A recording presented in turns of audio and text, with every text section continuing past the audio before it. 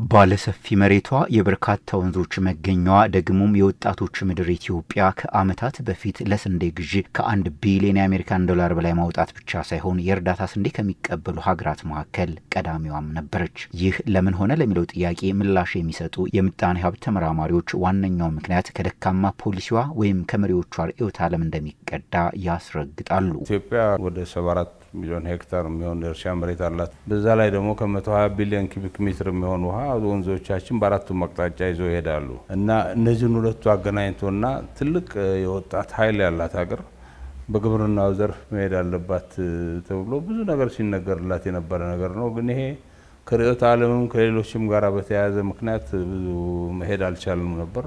በ2011 ዓመተ ምህረት ይፋ ተደርጎ በ2012 ዓመተ ምህረት ወደ ትግበራ የገባውን ሀገር በቀል ኢኮኖሚ ማሻሻያ መርሃ ግብር ተከትሎ በኢትዮጵያ የግብርና ዘርፍ ላይ አዳዲስ ሳቢዎች መታየት ጀመሩ። መታረስ ሲገባቸው ታጥረው የቆዩ መሬቶች እንዲታረሱ ተደረገ። አርሶ አደሮች በበሬ ከማረስ ወደ ሜካናይዜሽን እርሻ እንዲሸጋገሩ ጥረት ተጀመረ። የበጋ መስኖም በተለያዩ የሀገሪቱ አካባቢዎች ተግባራዊ ተደረገ።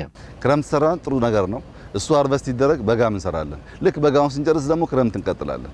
ሌማትም እንደዚሁ፣ ግሪን ሌጋሲም እንደዚሁ። ይሄ የበጋ ስንዴ፣ የመስኖ ስንዴ የመሳሰሉት ነገር መሰራታቸው ትልቅ እንደምታ ያለው ነገር ነው። አንድ ከውጭ የምናመጣቸው ነገሮች ይቀራሉ። ሁለተኛ ደግሞ ለረጅም ዘመናት ኢትዮጵያ የረሃብ ሀገር ተብላ ነው የምትተዋወቀው እና ይህንን እይታም ለመቀየር የተደረገው ጥረት ከፍተኛ ጥረት ነው፣ የሚደነቅ ጥረት ነው። ከዓመታት በፊት ለስንዴ ግዢ ከ1 ቢሊዮን የአሜሪካን ዶላር በላይ የምታወጣው ኢትዮጵያም በ2014 ዓመተ ምህረት ከውጭ ማስገባቷን ሙሉ በሙሉ አቋረጠች። ማስቀረት ብቻ ሳይሆን እንደውም ወደ ውጭም እስከ መላክ ድረስ የደረስንበት ሁኔታ እንዳለ እናውቃለን። እንግዲህ ስንዴ ከውጭ መግዛቱ ከ2 ዓመት በላይ ሆኖታል ማለት ነው አሁን ከተቋረጠ።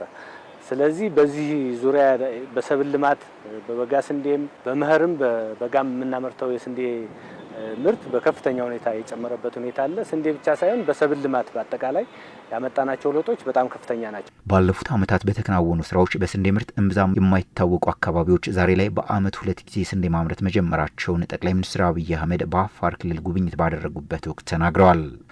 ቅድም ያየነው ደግሞ የስንዴ ምርት አለ ከ1500 ሄክታር በላይ እንዲሁ በኢሪጌሽን የተሰራ ነው። በበጋ በዚህ ጊዜ አፋር ላይ በዚህ ሙቀት ስንዴ ማምረት እንግዲህ የሚታሰብ ታሪክ አልነበረም። በዚህ ሙቀት አፋር ውስጥ እንደዚህ ያለ ስራ ማየት አዲስ የስራ ባህል መፈጠሩን ያሳያል።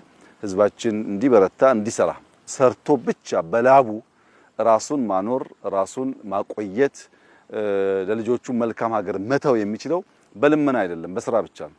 መልካም የሆነ ሀገር አለን፣ እንስራ፣ እንተባበር፣ እንለውጥ፣ እንፍጠር።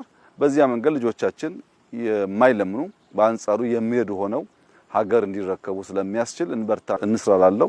በዘንድሮ ዓመት በኢትዮጵያ ከ7 ሚሊዮን ሄክታር በላይ መሬት በስንዴ ምርት የተሸፈነ ሲሆን በዚህም ከ300 ሚሊዮን ኩንታል በላይ የስንዴ ምርት ይጠበቃል።